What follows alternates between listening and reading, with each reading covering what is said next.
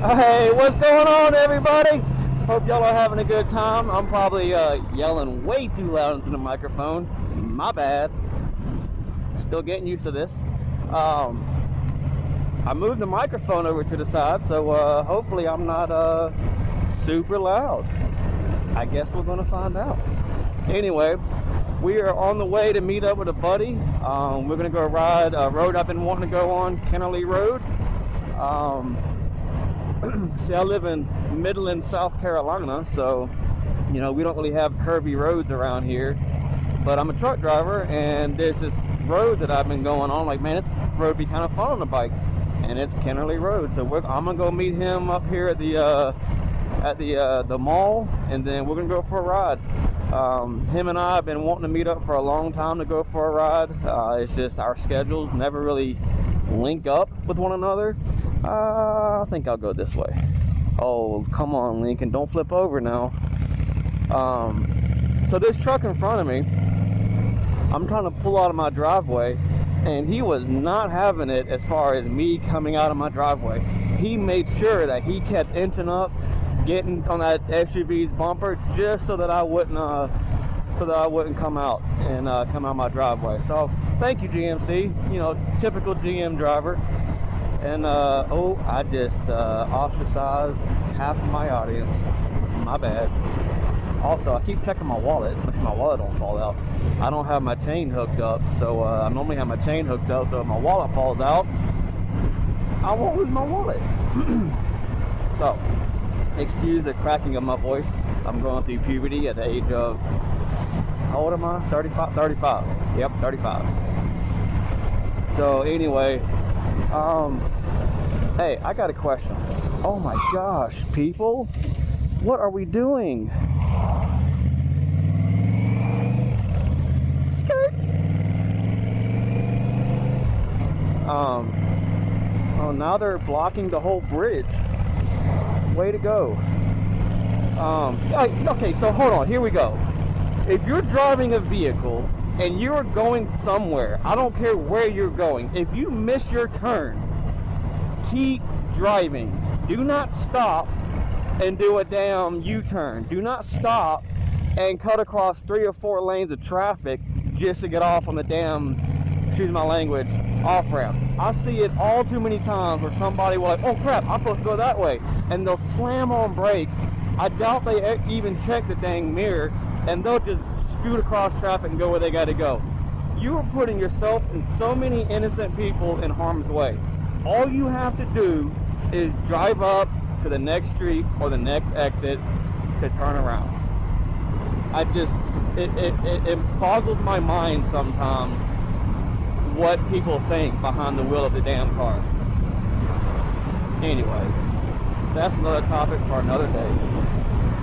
So I think my GoPro is going to stay on this time, even though it does look like it's going sideways on me.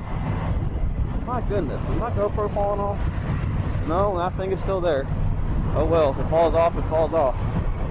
I'm not turning around this time. You know, there's sand on this turn. I should probably slow down.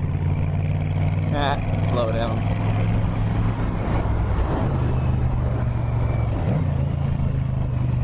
Got a little bit of a jump right here.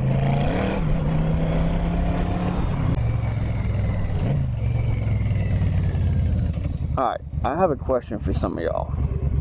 How many of y'all think that you have to have a quick shifter to shift gears without using a clutch? Come on, how many of y'all think that? Because I'm going to tell y'all right now, you do not need a clutch. That is an outfit. Anyway, at least he had a helmet on. You do not need a quick shifter to change gears on a motorcycle without using a clutch. It doesn't matter if you're going up or down. I am on a 99 Yamaha Royal Star, and I will prove this to y'all. And before anybody says anything, no, it does not damage the transmission. These bikes have sequential transmissions, and they're gonna be all right. What kind of bike is that? It's an Indian. I like Indians. Indians are one of the bikes I want, but I want a cruiser. I want a sport bike first. All right, first to second gear, no clutch. Third gear, 4th gear, and look, beautiful. Alright, we're going to shift down up here. Again, no clutch. Going down from 4th to 3rd. Look at that. Boom. Boom. 2nd gear. It's too easy. You do not need a quick shifter. Does quick shifter make life easier? Sure. And a quick shifter, well, I don't know how it works on these new bikes, but I imagine it just cuts fueling and ignition. Whereas me, I am having to close the throttle blades. So, I mean, the quick shifter is still going to be a little bit quicker, but the common misconception that you have to have a quick shifter in order to shift with no clutch on a motorcycle is completely false. Now, if you ride a Harley, I'm sorry, you spend all that money for a bike that is you know, not quite as superior as people might think they are. Shots fired. Getting on the interstate. Got a slow car in front of me.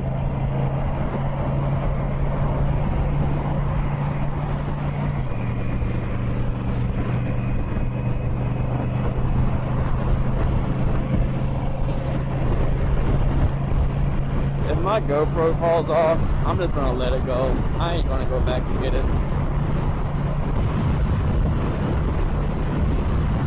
I like when you cross over the lines in the road, the bike goes, woo!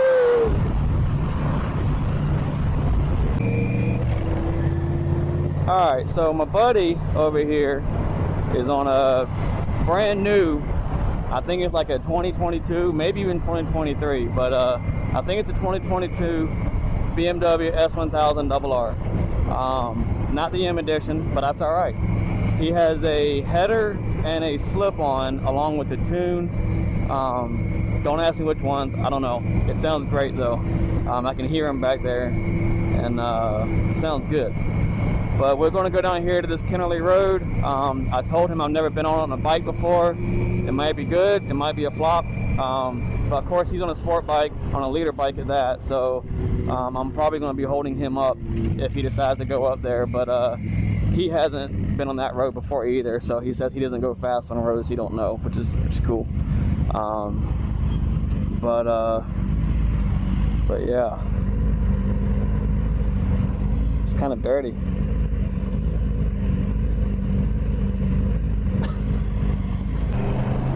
Yeah, man, I really hope we don't have cars in front of us. So it's going to be all right. It's going to be fairly mild, and then we're going to get to a traffic circle. We'll get around the traffic circle, and then after that is when it's going to kind of winding and uphills and whatnot. Now it's only 45 mile an hour.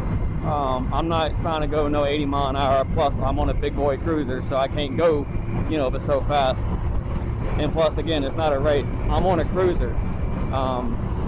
So yeah, we're just out to have a good time. I've never ridden with him before, but we've talked about riding together for a long time. So, you know, this is just our first ride together. I don't even know how he rides. He doesn't know how I ride. So it's just a nice, relaxing day. We're out here on a nice Sunday, beautiful day, having a good time with the slow car in front of us.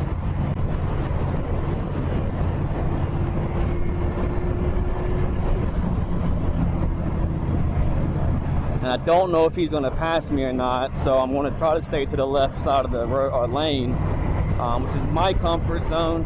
I like riding the left side of the lane, but if it was just me, I would kind of go back and forth across the entire lane. But again, I've never ridden with him. I don't know how he rides, and that's something that every rider has to keep in mind when they're riding with a group or an individual, or, you know, whatever, for their first time, is you don't know how each other ride together, and you don't want to. I don't want to go to the right side of the lane if he's trying to pass me, and the next thing I know, he rear ends me, and we got issues. See what I'm talking about? That right there. Now, I heard him coming, so I had a feeling he was going to do it. But you can go ahead and go.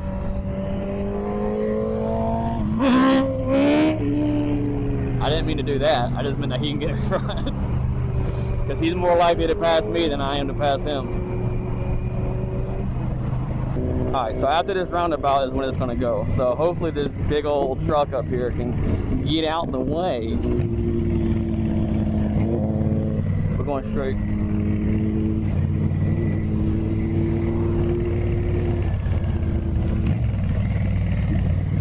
good. They're gone.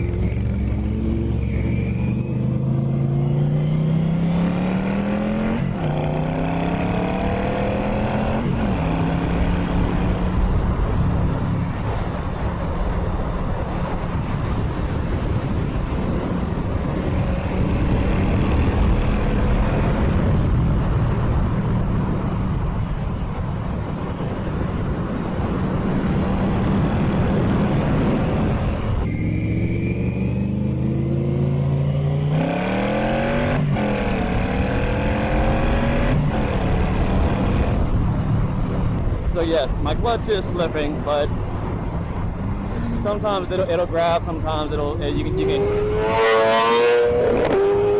sometimes you can hear it in the upper RPMs. You can hear the RPMs go, but I can feel the bike's not going any quicker. Wait, what happened?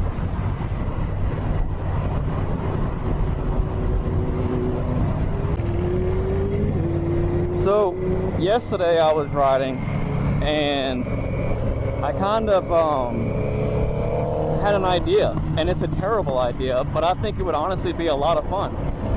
What if, and I don't even know if this is even allowed, I'll have to go back and look at the rules, but what if I took this bike right here to the track? My local track is Carolina Motorsports Park in Kershaw, South Carolina. Again, I don't know if that's legal. Like, not legal, obviously it'd be legal. I don't know if it's within the rules for whatever track day organizations that go there. I don't know if it would be against the rules for Carolina Motorsports Park, because I could understand it from their perspective as in not letting cruisers come in, because if I am to crash a low side or high side, I have the potential to do more damage to their road surface than a sport bike. So, like, for example, they have a go-kart track, and a lot of people for the longest time want to do pit bikes out there because it'd be a lot of fun, or even like a super motocross style motorcycle riding. And the problem with that is they said no, and it's because if you crash on our road surface, then you're more likely to put gouges and everything into the road. And what is he doing? And but anyways, all that aside, if it's legal, how awesome would it be to go to a track day on this bike? And so a lot of y'all, y'all don't know my background, and my background is old as far as track day riding, but I used to track ride a lot, and I used to have a GSX-R 750, and when I lived in California, I went to Streets of Willow and Big Willow quite a few times. I've had my low sides on the track, and so I've been down on the track before, and but it's a lot of fun. And I've done track days in cars. I had an FRS that I did a lot of track days, including I did Global Time Attack at Road Atlanta. And I must tell y'all, on a motorcycle is where I have my most fun. And I don't mean that right there. But on a track, I have more fun on two wheels than I do on four wheels. And it's not even the fun part. It might sound weird. I actually feel less scared on two wheels on a track than I do in a four wheels on a track. And I don't know why, because, obviously I'm going a lot faster on two wheels in a straight line compared to my FRS was. And I would have my head 2 feet off the ground going through the corners. So, you would think you'd be scared of doing that, but I don't know. For me, I was always more scared in my car going around the track. And don't get me wrong, when I say I was scared, doesn't mean I was going slow in a car. I was still lifting the front tire going through corners at Road Atlanta. I got pictures of that. I've got videos of me passing Corvettes at the Charlotte Motor Speedway in a 200 horsepower FRS. So my straight line speed was not fast. It was like a Miata. But my corner speed and my braking speed was up there. Now, I could improve my brakings a lot. That was one area that I needed to work on. But my corner speed was always top notch in the car. And the same thing for a bike. When I was at track days on a bike, it was always my braking zones that hindered me the most when it came to getting a decent lap time. And I know what you're saying. Oh, track days are not lap times. I get it. There's no trophies in track days. But we go to track days to have fun. We go to track days to feel like the people that we see on TV, even though we know we aren't as good as them. So trophy or no trophy aside, you go to a track day to enjoy yourself. I enjoy myself at 90% speed. I enjoy myself trying to get my elbow on the ground. And I'll be honest, I've never got my elbow on the ground. I don't think it was for lean angle. I think it was for body positioning. Because I drug my exhaust on my JSXR 750. In fact, I even had an instructor. So, kind of backing up a little bit, my first track day was with a motorcycle mentor I had, Terry J. Watts. I wish I still had him on social media. The dude is amazing. He's a legend. He taught me all that I know about motorcycles, with the exception of what I learned through Total Control from Lee Parks. Now, I've been on a bike my entire life. I didn't get on sport bikes, though, until about 2010, 2011. Got deployed to Iraq, came back, and I got me I had a Buell XB12R at the time. Came back, I was living in California, and I didn't want to get I didn't want to pay shipping, so instead of paying the $500 to get my Buell shipped to me, I went ahead and said, screw it, I'll go ahead and buy me another bike. So I bought me a Suzuki GSXR 750, brand new bike at the time, 2009, and one of the reasons I went after that bike was because I rode with my buddies, and when I rode hit, I got on wide open throttle in first gear. And I know I'm getting sidetracked, I'm sorry, I'm just kind of painting a picture for you. But I went wide open throttle in first gear. This is my first time ever on a proper sport bike. Because the Buell XB12R, like, okay, you lean forward, your pegs are up, you know, it's got the body work and the little windshield, you know, it looks like a great bike, but as much as I love Buell, it is not a crotch rocket. It is not a super sport bike, not a super sport. The GSXR 600, 750,000, all the Japanese crotch rockets, those are all super sports. And so, anyway, my first time on the GSXR 750, and sorry, he was trying to figure out where I was supposed to go. And first time ever on GSXR 750, and freaking first gear, you know, that bike doesn't have traction control or nothing like that. And anyway, and so I got on it, man. We out there in the middle of the desert, 2-lane road. I mean, literally, middle of the desert is where Fort Irwin is. So I just gave it the beans in first gear. You know, I was cautious. I didn't want to lift the front wheel up. I didn't know if that bike was capable at the time of doing that, because I've only ever heard stories about, you know, people slipping over backwards. My bike is not running good. Like, it feels like I'm missing on a cylinder. So anyway, I got on it in first gear, boy. I leaned forward, whoa! You know, I rolled into the throttle, you know, so I didn't flip over. Come to find out, you can't do that on that bike, unless you pop the clutch or, you know, manipulate the throttle and whatnot.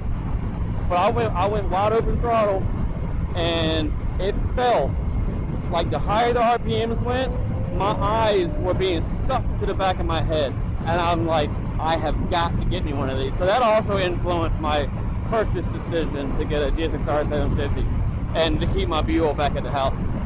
And so I got that bike, and that's what I learned to ride on. My buddy Terry, you know, he taught me the basics of how to ride fast on a sport bike. Took me to the track for my first time and did lead follow the whole time. Great experience. I was hooked at that point. Second track day, I went into, again, level 1, so it's level 1, level 2, level 3. Level 1's your beginners, level 2's your intermediates, level 3's your advanced guys. My second track day, Terry was not there. It was me and a different buddy of mine who was also brand new to track days on his R6. And then his girlfriend had an 09 R1, and so, you know, that's what we were doing. And so we had a great day. After the second session, this is going back to my dragging the exhaust story, by the way. After my second session, the instructor comes into the pit, like, hard charge, hard on the brakes, stops right in front of me, and I thought I was in trouble. And so, come to find out, I wasn't in trouble, only that I was going too fast. And so I was going, okay, he knows where to go. So I was going, and I was just going too fast. And he's like, hey man, so I did some lead follow with you, and I'm gonna be honest with you, I could not keep up with you in the skid pad. So basically the way Streets of Willow is works out, before you get onto the front straightaway, you do a 180 turn practically, and it's a big open area. It's basically where they use the skid pad.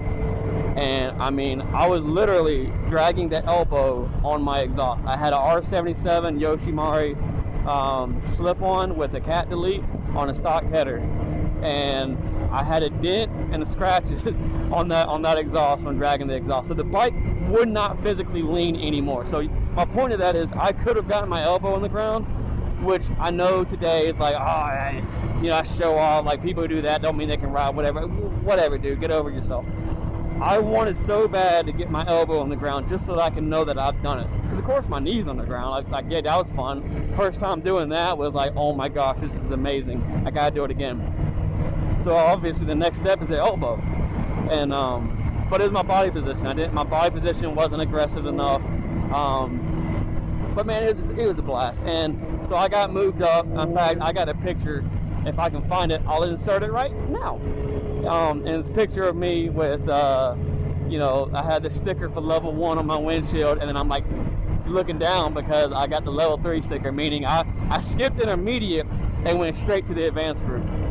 And so I'm trying to think. I'm wondering, I think Lee Parks was there that day on his Aprilia.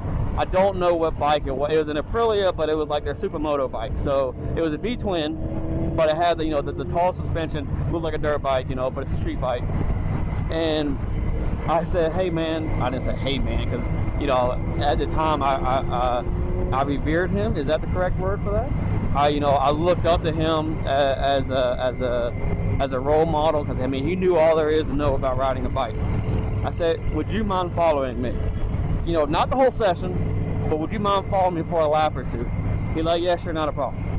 So we get out there, and I got some and he follows me, and then of course he passes me because he's faster than I am. But I'm in the advanced group, man, and I'm like so scared because I'm going fast, but I'm also getting passed constantly.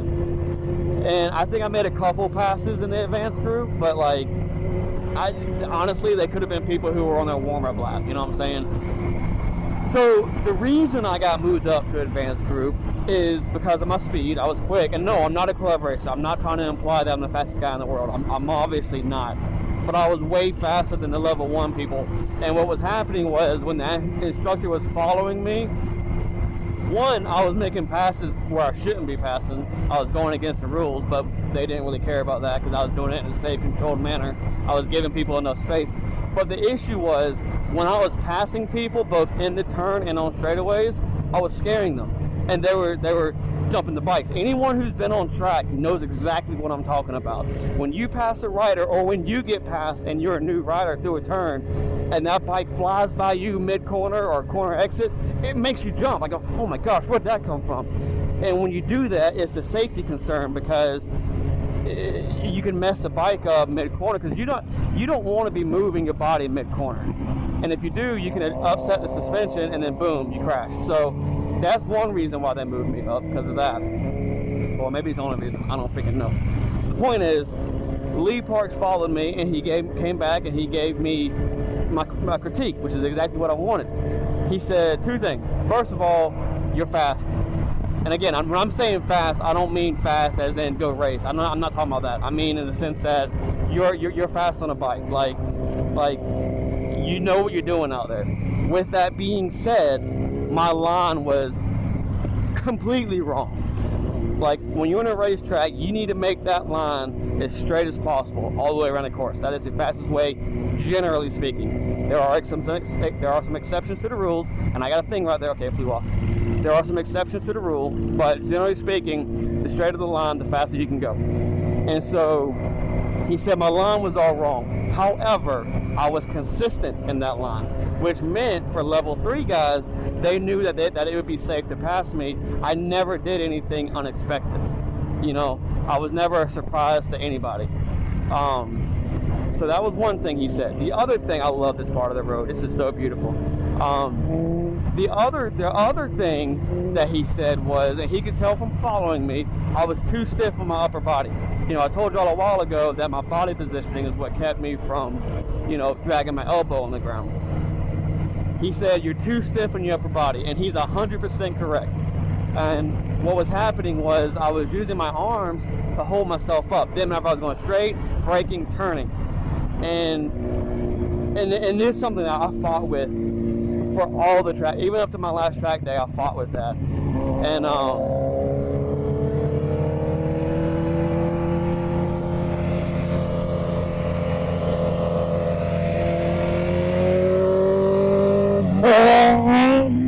so, dang, it's loud on this side of the bike. And so basically, I'm too stiff. And what was happening was the faster I got, and I got videos on YouTube. If you just scroll down, you can go watch them. You can watch the front end was shimmy when I was coming out of the corner. And some of it was because I had a bad suspension setup.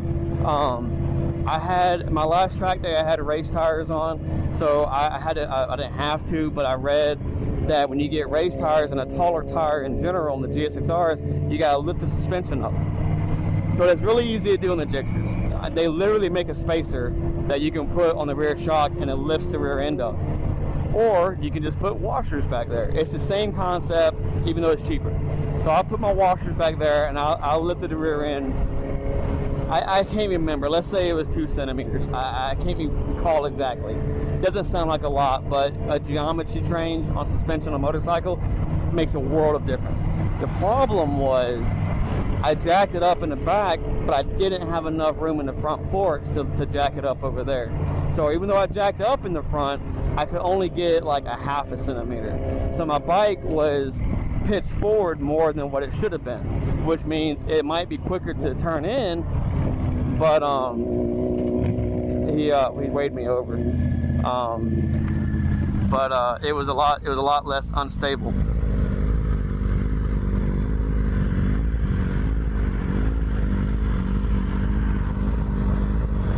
Hey, I gotta show you a cool run real quick. Okay. And so you know, it made it a lot more unstable. So coming out of the corner, I would shimmy a lot. And a lot of that had to do with my body positioning and being too stiff in the handlebars, but also because my suspension was all out of whack. It's more my fault, but hey, there you go. I like that. And he's over there copying me.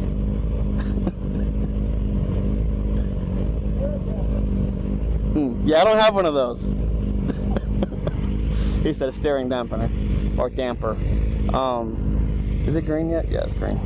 And so anyways, that's kind of my story for that. I can talk about that kind of stuff all day long, but I'm sure I'm boring y'all. I'm actually gonna be surprised if y'all are even here watching this anymore. Why did we no, come on. Dude, I know you're in a dump truck, but you're not gonna flip over. I drive an 18-wheeler every single day.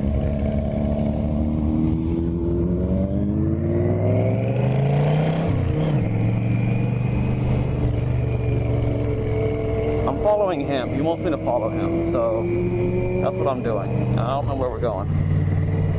So what's y'all's favorite motorcycle? This isn't mine.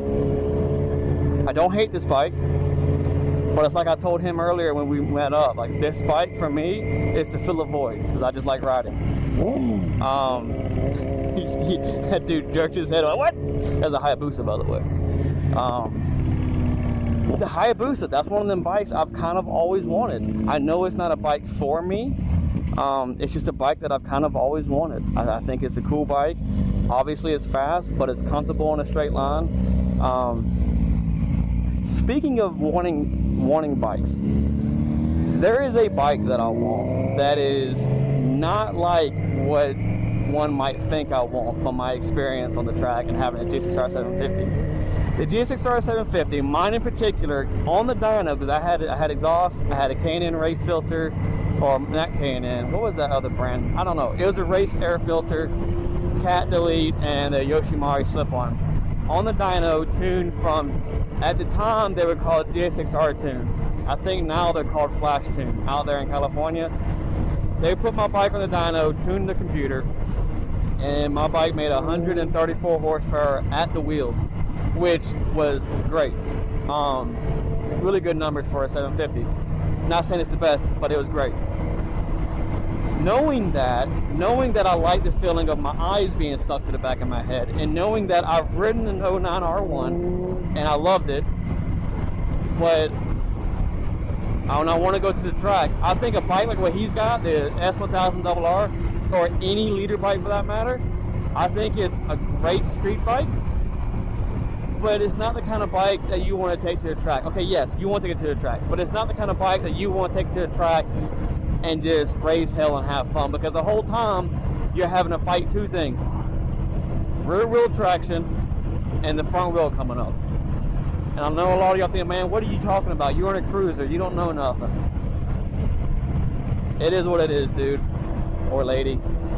So that's why the R6 and the GSX-R 600s and the ZA6Rs and the CBR 600s, that's why those bikes are so popular on the track, because they're fast, but they're manageable. They're manageable. They're not like, they're not buckling the whole time and fighting to keep the front end on the ground. Like, they're manageable. With that being said, modern day 600s, like, Suzuki still makes them, but they're old. Like, the modern 2023 GSX-R 600 and 750 is the same engine they had back in like 05, 06. And if I'm not mistaken, it's also the same chassis from the 06, 07 body style. Now, I know that the wheelbase is shorter, but I think it's because of the swing arm that they have on the newer ones. Well, I say newer ones, but they came out in 2011, and they changed the airbox. So it's still a better bike, but it's the same bike from almost 20 years ago. It is 2023. That bike has no major changes since 2006.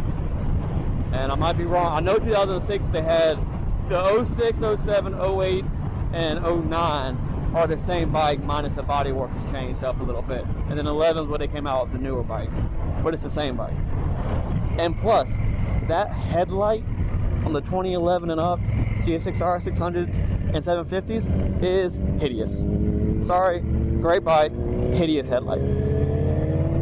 Oh well, get over it. And so, I don't want that bike for that reason. The Panigale 959, phenomenal bike, I want it, but it's a lot of money. And it's not about money, I can't afford it. I mean, I can't right now, let's be honest, but like, even if I was to, make some changes in my financial lifestyle, it's a lot of money in the sense that you don't want to crash it on the racetrack, because I think it's $16,000-$17,000. And a leader bike is the same. I mean, a modern day leader bike is $16,000 and up for a Japanese bike, but really, if you're gonna get like a modern day, like, all the tech and everything, you're spending $20,000 for a leader bike. And that's a lot of money to put on a racetrack and crash. And okay, you'd be like, oh, well, you had an FRS, that's a $27,000 car. The one I had was a special edition. And yeah, but you can spin out a car or go off track and you're fine. You can't do that on a motorcycle. If you low side or high side, at the bare minimum, you're gonna need new plastics. So that's kind of what I'm getting at. It's while the money itself might not be a lot for a car, it is a lot because your potential to throw it all away is there. Yeah, I'm gonna go to the house. Take it easy, man.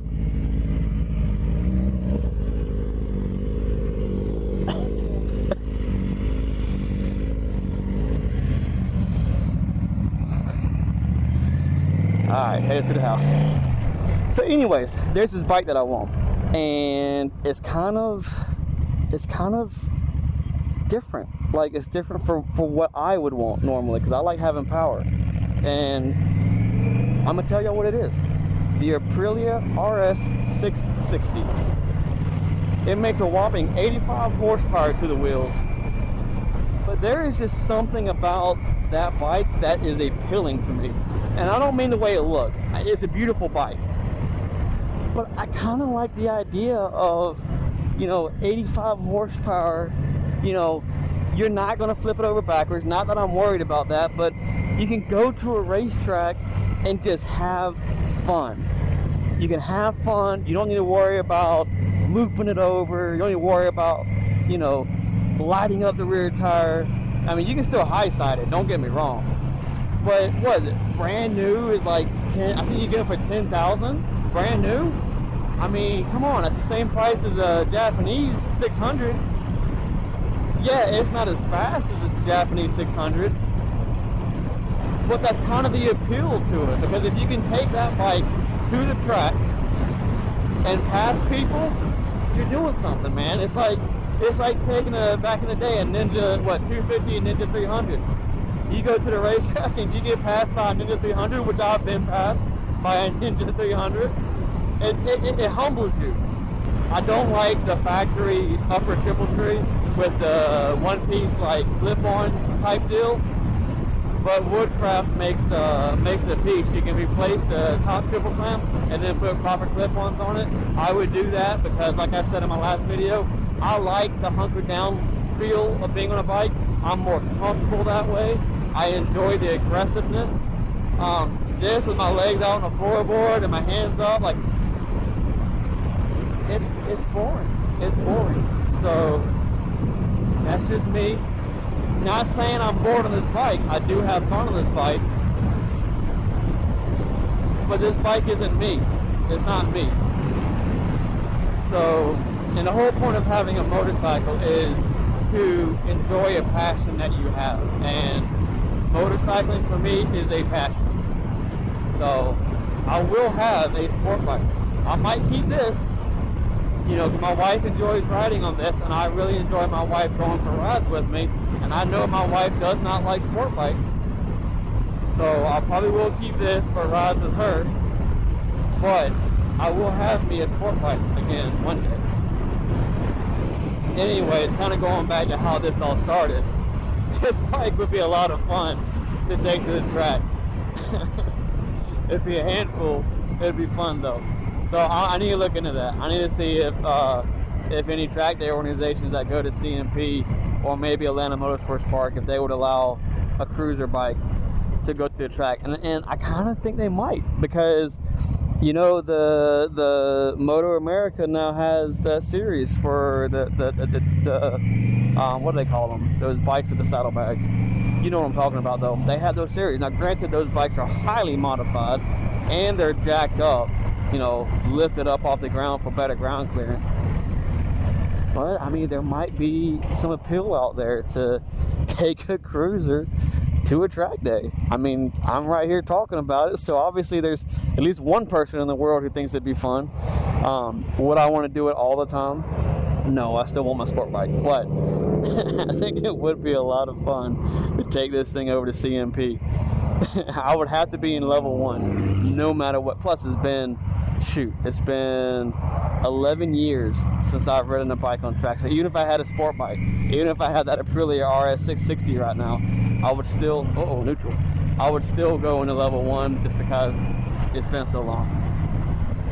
But even if you are a fast guy, I feel like this bike or any cruiser would have to be in level 1 just because you're going to be so much slower than everybody else. But boy, how cool would that be to go to a track day and then see this guy pull up and unload a dang cruiser out of his pickup truck?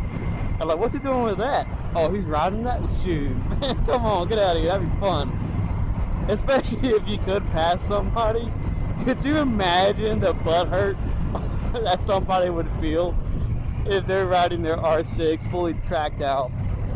Because, and by the way, you do have people like that who have more money than they do anything else, and they'll build an R6 completely decked out, full race fairings, Oline suspension, everything, colorful leathers, all custom made, and they'll be the slowest person on that track. Anyway, how would it feel to a person on a bike getting passed by this bike? Now, I'm not saying I'm going to go out there and start passing everybody. I know that's not the case.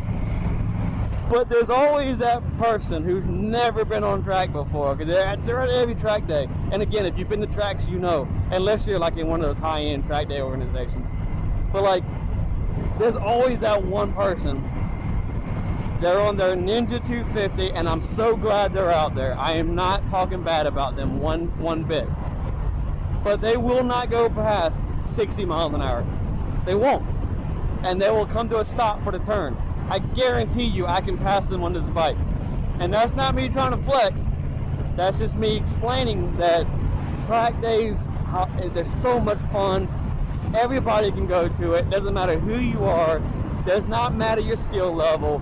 I mean, I've met people who literally just got their rider's license the week before and they're at a track day.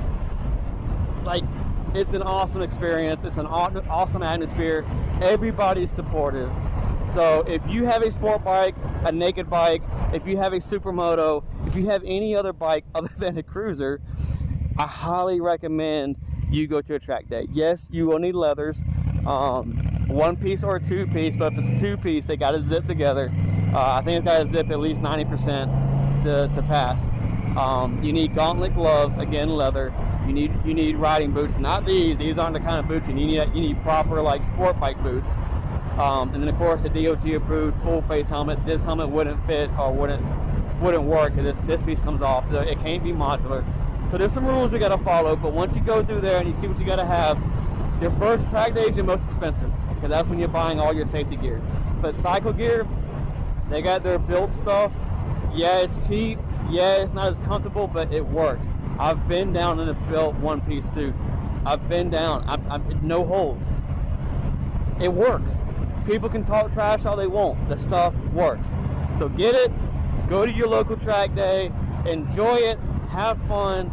Doesn't matter if you never go over 70 miles an hour. I promise you, you will leave there ready to go online and book your next track day. Do it. All right, y'all. It's been fun. I hope y'all enjoyed this. If you made it this far, I cannot thank you enough. Thank you. We're going to do this some more. You know, most times it'll be solo rides. If you have a motorcycle and you live in Midland, South Carolina, and you want to switch bikes, I'd love to switch bikes with you. I've ridden all types of bikes. I've ridden cruisers. This is actually my first cruiser I've ever had. But well, unless you want to count my first bike ever, which is an 05 Sportster 883 Low. I don't know if I consider that a cruising bike. Yeah, it's not a sport bike, but that thing was not comfortable cruising on. So anyway, I've ridden all types of bikes, and if you've never ridden a cruiser and you want to check it out, hit me up. We can swap bikes, even if it's down the street and back. And I'll wait for this car to go. Anyways, I hope you all have a blessed day. Thank you so much for watching, and we'll catch you next time. Peace.